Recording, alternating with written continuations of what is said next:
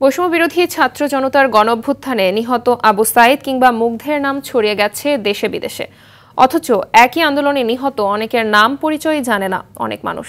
এদের একজন সুনামগঞ্জের মধ্যনগর উপজেলার জলুসা এলাকার আয়াতুল্লাহ। গত ৫ আগস্ট গাজীপুরের মৌচাক এলাকায় আনসার সদস্যদের গুলিতে নিহত হয় সে। ঘটনার ২০ দিন পার হলেও হতদরিদ্র পরিবারটির শোকের যেন শেষ নেই। সুনামগঞ্জ থেকে শহীদ নূরের প্রতিবেদন, জানাচ্ছেন রেজওয়ান শরীফ।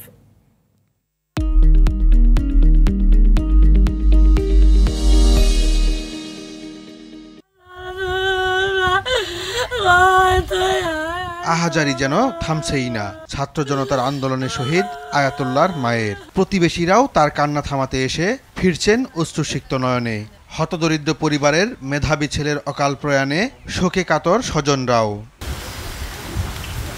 সুনামগঞ্জের মধ্যনগর উপজেলার জলুসা এলাকার সিরাজুল ইসলামের ছোট ছেলে আয়াতুল্লাহ। সে গাজীপুরের মৌচাক এলাকায় বড় ভাইয়ের সঙ্গে ভাড়া বাসায় থেকে মাদ্রাসায় পড়াশোনা করত। পাশাপাশি নিজের খরচ জোগাতে একটি টেক্সটাইল মিলেও কাজ করত। অন্য দিনের মতো ৫ আগস্ট আন্দোলনে গিয়ে নিখোঁজ হয় আয়াতুল্লাহ। এর ১১ দিন পর তার মরদেহ শনাক্ত হয় ঢাকার সোহরাওয়ার্দী মেডিকেল কলেজ হাসপাতালে। ৫ আগস্ট আনসার বিডিবি একাডেমির দিকে আমরা যাই, আর যাওয়া মাত্র সেখানে গুলিবর্ষণ হয়, আনসার বাহিনীরা গুলি করে। আর সেখান থেকেই শত্রুভঙ্গ হয়ে গিয়েছিল। সেখান থেকে আমার ভাইকে খুঁজে পাচ্ছিলাম না। অতি আদরের মেধাবী সন্তানটি হারিয়ে শোকে কাতর পুরো পরিবার। দোষীদের সর্বোচ্চ শাস্তি দাবি করেন তারা। আমার ভাইরা ওরা নির্মমভাবে হত্যা করেছে, দেশের জন্যই যুদ্ধ করছে, তাতে আমাদের দুঃখ নাই।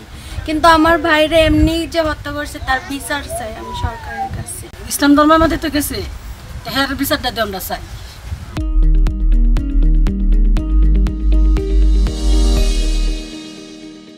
ওই উপার্জন থেকে বঞ্চিত হয়ে গেছি। এখন আমার এই পরিবার নিয়ে আমি খুব সমস্যায়।